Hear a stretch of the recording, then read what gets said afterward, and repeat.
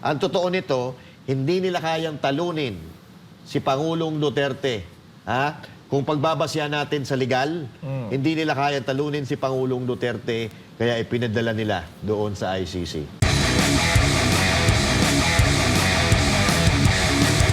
Ito, Attorney Claire Castro, hindi mo to nasagot eh. Hindi mo to nasagot, babasahin ko. Sana bukas may kasagutan ka dito sa sabi ni VP Sara Duterte. Kasi sa iyo lang talaga kami kumukuha ng mga matatalinong opinyon na talaga namang araw-araw naming binabaon sa pang-araw-araw namin buhay. O ito, Attorney Claire, basahin ko itong sinabi ni VP Sara Duterte at hopefully bukas meron kang sagot dito. At sana Eden de la Cruz, itanong mo ito sa kanya. Hindi magtanong na babae.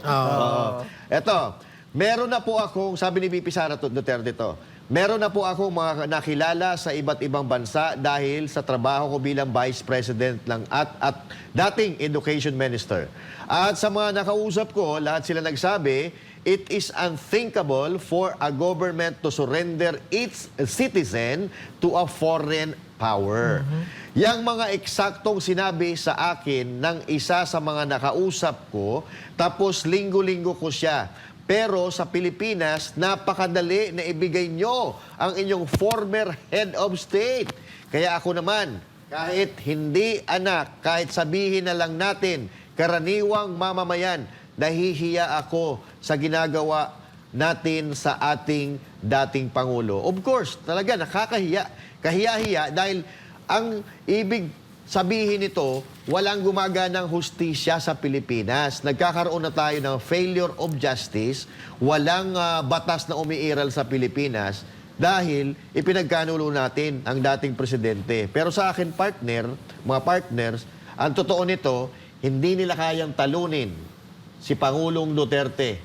Ha? Kung pagbabasya natin sa legal, hindi nila kayang talunin si Pangulong Duterte, kaya ipinadala nila doon sa ICC. Partner J. May ano pala, ito ata yung sagot ni Claire dyan. Meron? Sabi niya, ang Pangulo po ay aksyon ng aksyon at aksyon. Hindi. Nauna Hindi na yan. bakasyon ng bakasyon. Ito ba yan? Hindi, nauna pa yan. Mas nauna pa to. Niya. Pero pwede natin indicate yan dito. Oo, pwede nga, no? Oo, nauna pa yan. So, yun nga, no? Tama naman yung nakausap ni Vice President Sara Duterte. At kahit naman di sino tanongin nyo, kahit sinong bansa tanongin nyo, maling-mali yung ginawa ninyo na ipinag-ano nyo yung sariling citizen nyo sa mga foreigner. Ewan ko na lang kung anong masasagot dito ni Auntie Claire. Sa totoo lang, kapag hinimay-himay mo lahat ng mga sinasabi nila, na nanggaling kay Claire, kay Remulla, pag mapatungkol sa mga Duterte, lahat sablay. Hindi nga siya... Tapos hindi pa organized. Hindi sila magkakadugtong. Hindi, pag pinagdugtong-dugtong mo, maliligaw ka. Tsaka lahat... talagang makikita mo na na tawag dito na talagang may kasinungalingan. At may talagang may pinagtatakpan sila. Pagtatakpan nung isa, ibubuking nung isa, tapos pagtatakpan na naman ulit nung isa. Walang consistency ang tawag doon. Kaya sabi dapat, diba, sinabi natin niya, magbuo sila ng GC. Ayun. Para, magbuo kayo ng GC para para may kayo, may talagang organize yung kasinungalingan nyo na ginagawa. Kasi kadalasan nabibisto kayo eh. Nabubuking malamang sasabihin dito ni Auntie Claire, yung about na naman sa... jurisdiction at yung Interpol. Sasabihin na naman nila na hindi na naman nila pinapasok ang ICC, ang Interpol ang pumasok na sa pamamagitan ng ICC. Baka yun na naman yung kanyang i-dahilan. Interpol is under the umbrella of ICC. So pagka nakipag-ugnayan ka sa Interpol, nakipag-ugnayan ka na rin sa ICC. Paring RJ. Alam nyo, palinguling. Yung kausap ni VP Sara dito. Kasi ang sabi niya dito kahit nga hindi siya simpleng mamamayan siya. At kitang-kita naman natin dahil nga yung mga tao, pero mo naman na nung birthday ni Pangulong Duterte, talagang nag-celebrate ang lahat ng tao dito sa Pilipinas. Hindi lang sa Pilipinas, pati sa buong mundo. Ganon ka mahal ng mga Pilipino si Pangulong Duterte. At hindi lang mga Pilipino, kahit yung mga ibang lahi. Pag may mga vlog sila na bakit ganito ang Pilipinas na yung Pilipinas pinadala yung dating Pangulong Duterte doon sa dahig. 'Di ba? Kahit yung ibang bansa, ibang lahi, naiintindihan nila yung point ng mga Pilipino o yung point ng mga legal counsel o especially si Pangulong Duterte na bakit nyo ako ipapadala? Bakit hindi nyo ako litisin dito sa Pilipinas? Ang pinaka nakakahiya talaga dito mga partner is yung yung presidente talaga natin.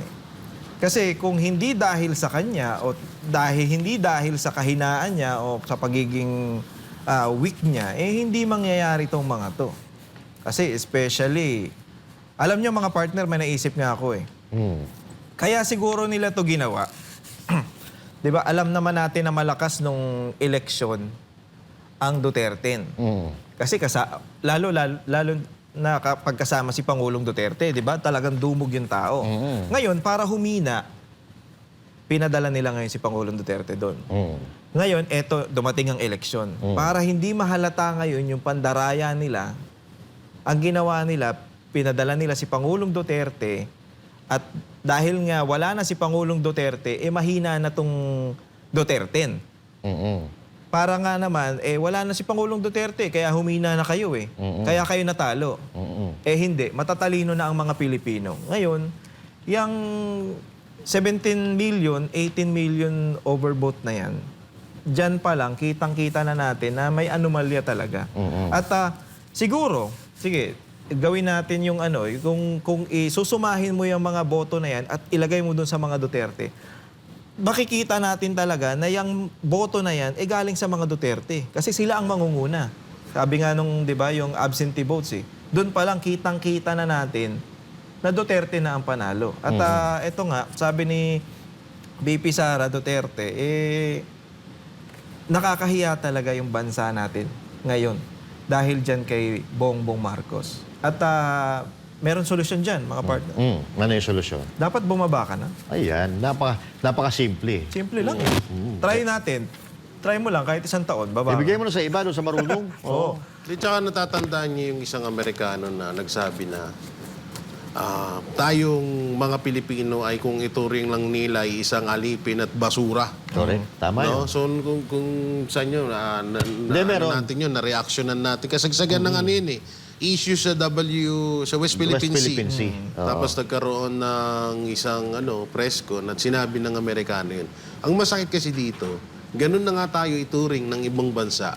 Tapos yung presidente natin, ibinigay yung kababayan natin sa kapwa natin Pilipino sa mga foreigner na ganyan tumuring sa atin. Di lalo tayong lalo sumama yung tingin nila sa atin. Lalong bumaba. Lalong bumaba kasi biruin mo ang turing nila sa atin basura at alipin. Tapos sa isang kahilingan lang, sabihin na nating hiniling ng ICC na kunin si Pangulong Duterte, tapos ibibigay mo ng ganun-ganun lang. Tsaka hindi yan, kahit pangkaraniwang Pilipino lang yan, ordinaryong Pilipino, is maling-mali ang gagawin mo na ipagkalulu mo yung kapwa mo Pilipino. Para mo nang sinabi na ibinenta mo sa ibang bansa yung bansang Pilipinas. Tama. So ito kahit sabihin pa natin, na walang nakausap si BP Sara Duterte, alam na natin kung ano talagang ginagawa nila. So hindi na kailangan ni BP Sara Duterte na makausap ng mga eksperto. Dahil hindi mo na naman kahit hindi mo nga kailangan maging abogado hindi mo kailangan na nakapagtapos ng pag-aaral for you to realize na itong ginawa nila o ginagawa nila generally sa ating bansa ay hindi talaga maganda.